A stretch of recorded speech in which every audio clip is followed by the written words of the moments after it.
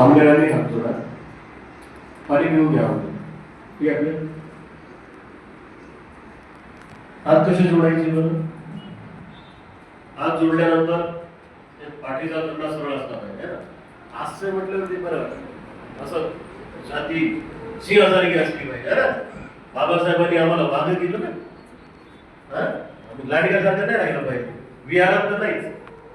वाघ असे कमळाचे फुलं कसे असतात, काही काही लोक असे हात जोडतात, काही कसे हात जोडतात. तसं नाही, असं व्यवस्थित लागेल. पाचही बोट 5 बोटाला टच झाले पाहिजे व्यवस्थित. कमळ कसं आहे, कमळ आहे किती सुंदर वाटते बघ कमळाचं फुल. तसं आपलं बघा असं, आणि हे असं छातीशी असे असे बिलकुल व्यवस्थित लागेल. बघायलाही छान वाटते, आपल्याला पण वंदना वगैरे करायला व्यवस्थित वाटते. आपल्या सर्वांच्या उपस्थितीमध्ये आज या सामनेर शिबिरातील संपूर्ण सामनेरांचं गायक म्हणून आपण नेतृत्व घेतलेलं आहे. गायक या शब्दाचा मी सुरुवातीला आपल्याला अर्थ सांगू इच्छितो. तुम्ही त्यांना चिवर दिलेला आहे ना, तर ते चिवर काय कायमस्वरूपी नाहीये. 10 दिवसानंतर तुमचे मुलं तुमच्या घरीच येतील.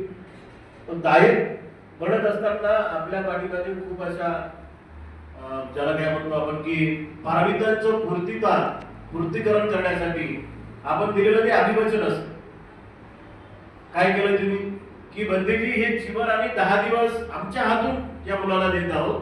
म्हणजे आम्ही मायबाप तर होतो, मायबाप आहोत, त्याही पेक्षा महत्वाचं आम्ही गायक आहोत.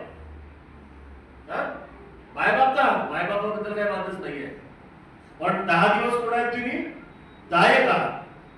गायकचा अर्थ असा आहे की तो चिवरही देईल आणि तो 10 दिवसासाठी व्यवस्था सुद्धा करेल.